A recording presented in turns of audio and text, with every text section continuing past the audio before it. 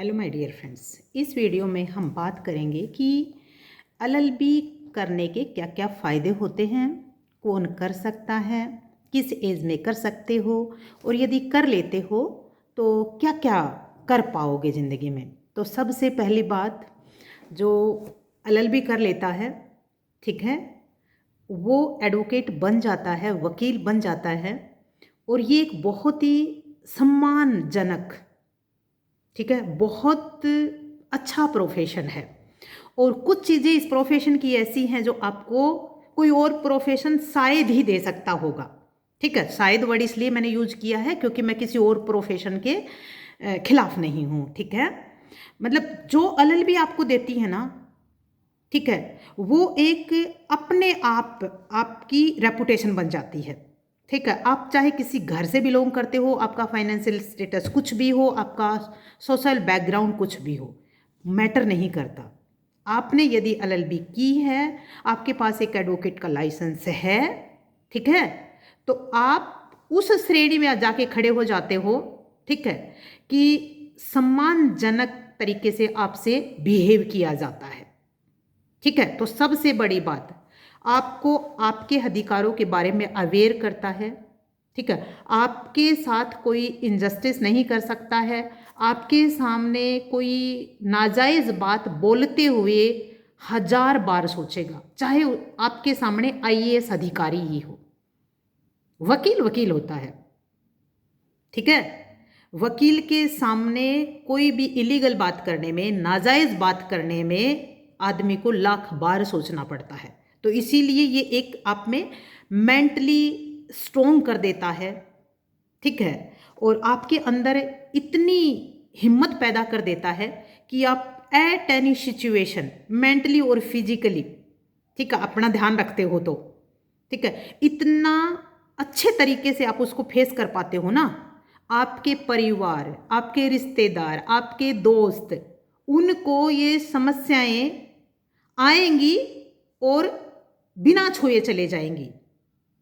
इसीलिए एलएलबी बहुत अच्छा प्रोफेशन है। पहली बात तो ये प्रोफेशन कैसा है, ठीक है। अब दूसरी बात आती है कि अगर आप एलएलबी कर लेते हो तो पहले तो एलएलबी कौन कर सकता है, ठीक है, एलएलबी कोई भी कर सकता है, किसी भी एज में कर सकता है, ठीक है।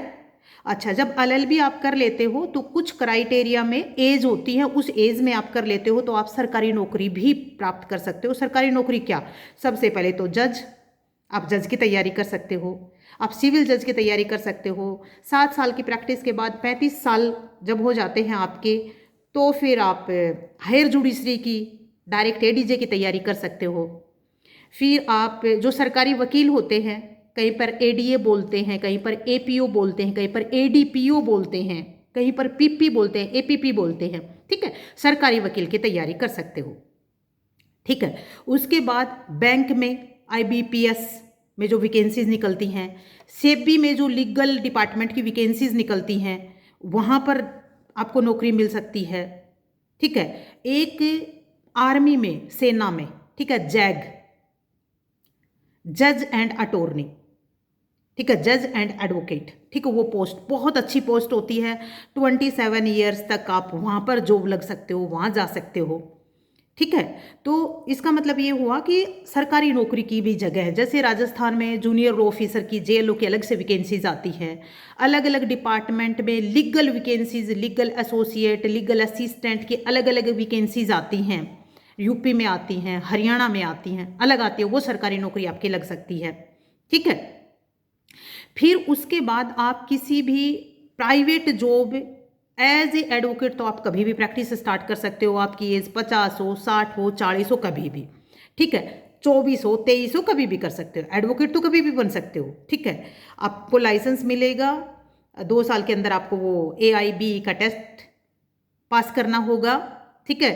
आपको जैसे AIB के टेस्ट से पहले भी आपको आइडेंटिटी कार्ड मिल जाता है, उसके बाद 2 साल के अंदर टेस्ट पास करना होता है, ठीक है, वो पास करो, आप किसी भी कोर्ट में कहीं पर भी अपीयर हो सकते हैं। Right to appear in any court in India, आप कहीं पर भी अपीयर हो सकते हो, ठीक है। आप चाहे फर्स्ट क्लास मजिस्ट्रेट हो, आप सिविल कोर्ट हो, डिस्ट्रिक्ट कोर्ट हो, हाई कोर्ट हो, सुप्रीम कोर्ट हो, कहीं पर भी आपके पास अधिकार है। किसी भी, आप अपना आइडेंटिटी कार्ड अपने पास रखिए, ठीक है, आपको किसी भी कोर्ट में जाने का अधिकार है, अपनी बात कहने का अधिकार है, ठीक है। अच्छा, फिर उसके बाद कॉरपोरेट में इतने अच्छे पैकेज देते हैं कॉरपोरेट में, जो प्राइवेट कंपनीज होती हैं, बड़ी बड़ी नवरत्न कंपनी हैं, ठीक है, उनमें इतनी बड़ी कंपनी है, उनमें आप जॉब कर सकते हो प्राइवेट कंपनीज में। आजकल लीगल कंपनी बहुत ज़्यादा हैं। उसके बाद आप कोई भी टैक्स कंसल्टेंट बन सकते हो, जीएसटी कंसल्टेंट बन सकते हो, लीगल एडवाइस का अपना खुद का ऑफिस खोल सकते हो, ठीक है। आपको कोर्ट प्रैक्टिस नहीं करनी है तो आप लीगल एडवाइजरी का अपना ऑफिस खोलो, ठीक है। तो बहुत सारे ऑप्शंस हैं जो आप कर सकते हो। तो बेरोजगारी नहीं रहेगी। अगर ये लगता है कि 2 या 3 साल यहाँ मेहनत कर लेते हो ना तो बेरोजगार नहीं रहेगी। दूसरी बात, अगर आप कंटिन्यू प्रैक्टिस करते हो, 2-3 साल आप कोर्ट में ठहर गए ना और अच्छी मेहनत करते हो, ठीक है, तो दिन दुगुना रात चौगुनी उन्नति होती है, पैसा मतलब फाइनेंशियल स्टेबिलिटी काफ़ी अच्छी आ जाती है, ठीक है। लेकिन मेहनत करनी पड़ती है हिम्मत से, ठीक है। मतलब ऐसा नहीं है कि आप ऐसे ही गए आ गए तो होगा, मेहनत करनी पड़ेगी, ठीक है। अच्छा जी, उसके बाद कि जो वकील होते हैं उनके पास क्लाइंट से कुछ भी सुनते हैं, ठीक है, कुछ भी क्लाइंट उन्हें बताते हैं, ठीक है, तो उन्हें प्रोटेक्शन है। फिर आप हियरिंग पे जा रहे हो, आप आ रहे हो, आप प्रेजेंट कर रहे हो, तो आपको किसी ऐसे ही आपको अरेस्ट नहीं किया जाता है। दूसरी बात, आपके खिलाफ यदि कोई केस हो भी जाता है ना तो भी आप बहुत अच्छे से उसको मतलब टैकल कर सकते हो, ठीक है। तो अलबत्त में तो ऐसा ज़िंदगी में ना हो, लेकिन बहुत फ़र्क पड़ता है। फिर उसके बाद मैंने क्या लिखा था, हाँ, एक बात हमेशा रखो कि खुद में काबिलियत पहचानो कि आप एडवोकेट अगर अपनी बात अच्छे से कम्युनिकेट कर सकते हो, दूसरों की बात को अच्छे से पेशेंस से सुन सकते हो, ठीक है, समझने की, सुनने की, समझाने की पावर यदि आप में है, उसके साथ पॉजिटिव एटीट्यूड यदि आप में है और आप लर्निंग करने के शौकीन हैं, आपको इसमें हमेशा पढ़ना पड़ेगा, हमेशा सीखता रहना पड़ेगा, आपको हमेशा अपनी आंखें और कान खुले करके चलने पड़ेंगे। और आंख और कान खुले करने के साथ साथ आपको ध्यान रखना होगा कि बोलना कहाँ है और क्या बोलना है। यदि ये आप में है तो फिर आप अच्छे वकील बन सकते हो, ठीक है। अच्छा जी, फिर उसके बाद मैंने कुछ पॉइंट लिखे थे कि हाँ, अब आते हैं कि कहाँ कहाँ से किया जा सकता है। तो देखो, आप यदि 12th के बाद करते हो तो 5 ईयर की होती है। आफ्टर ग्रेजुएशन करते हो, बीकॉम हो, बीएससी हो, बीए कर रखी हो तो 3 इयर्स की होती है। अब एडमिशन कैसे होता है? एडमिशन क्लैट के थ्रू होता है, ठीक है।